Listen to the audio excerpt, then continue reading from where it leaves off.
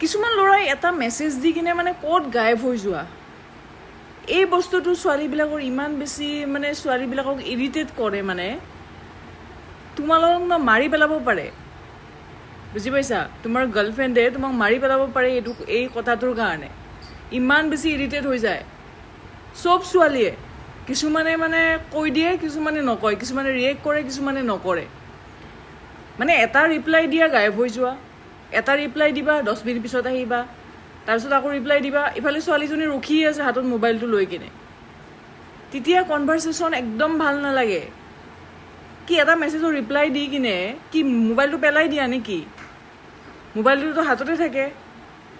তাৰপিছত আৰু মানে কি এনেকুৱা কাম থাকে 1 ছেকেণ্ডটো নালাগে ৰিপ্লাইটো দিওঁতে 2 মিনিট দেৰি হোৱাটো কথাটো বেলেগ এটা মেছেজৰ ৰিপ্লাই আধা ঘণ্টাৰ পিছত দিয়া কাম আছিলে বোলে তো কামটো কৰি কিনে এটা টাইম ওলোৱা না যিটো টাইমত ভালকৈ কনভাৰচেশ্যনটো কৰিব পাৰা এটা মেছেজ দিয়া আৰু গায়ব এটা মেছেজ দিয়ে কি কৰি আছা এনে আছো তুমি সেইটো কৈ দিলা তাইৰ ফালৰ পৰা ৰিপ্লাইটো আহিলে মই অমুক কৰিছোঁ বুলি আৰু কিবা সুধিব তাৰপিছত তোমাৰ একো ৰিপ্লাই নাই